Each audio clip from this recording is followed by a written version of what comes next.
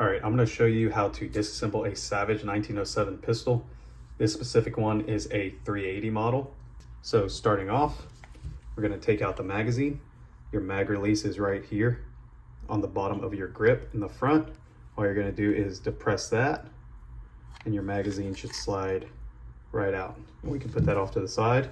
So what you're gonna do is you're gonna pull your slide back to the rear until it stops. You're gonna use your safety selector, put it in the safe mode, and that is going to lock your slide back for disassembly. We're gonna grab it and we're gonna pull it back even more than it goes, just like that, a little bit. And we're gonna rotate it. If you're looking at the rear of the gun, we're gonna pull that hammer back. We're gonna rotate it clockwise. And then once we rotate it kind of 90 degrees clockwise, we're just gonna slide out this assembly right here. For regular maintenance, I would not recommend taking this apart.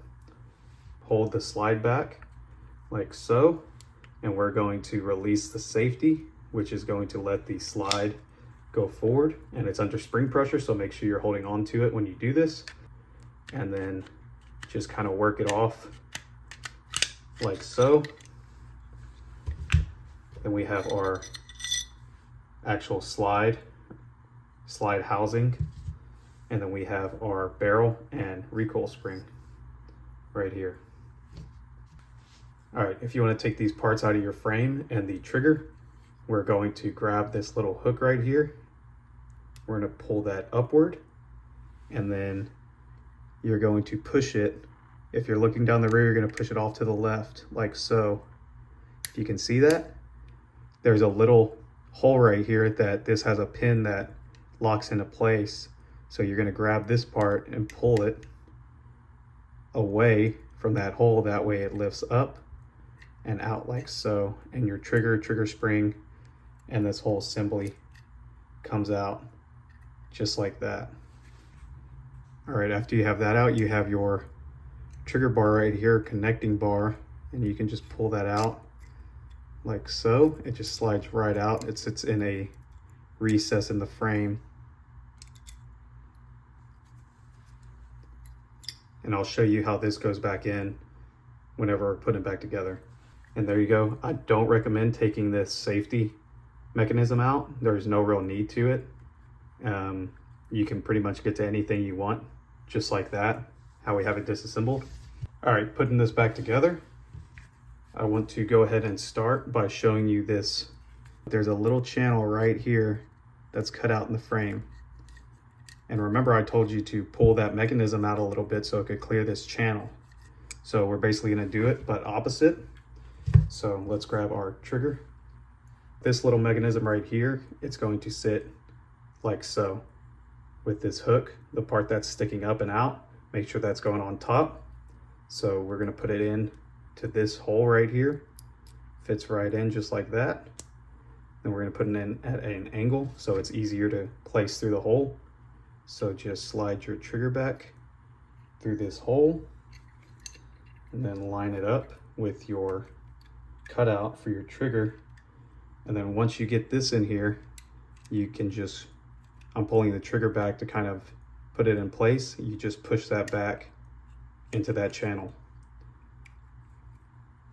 Next, we'll do our trigger bar right here, or connector. So this has two sides to it. You have a detent side that's kind of rounded off, looks kind of like a pin, and then you have a hook side.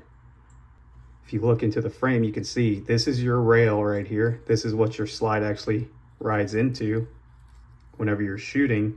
And then this right below it, this is the channel for this trigger bar. Trying to make the camera focus, but it's gonna fit right into here. So detent side goes to your safety mechanism right there, and then hook side is going to fit into a groove that's on this mechanism. You're going to drop it in there like so, and then it's going to sit right in this groove, and you're going to push it all the way back until it stops. And then we're going to lower our mechanism, and it should fit And I'm pulling the trigger to angle it, but it should fit right there. If you can see, that's our connecting bar right here.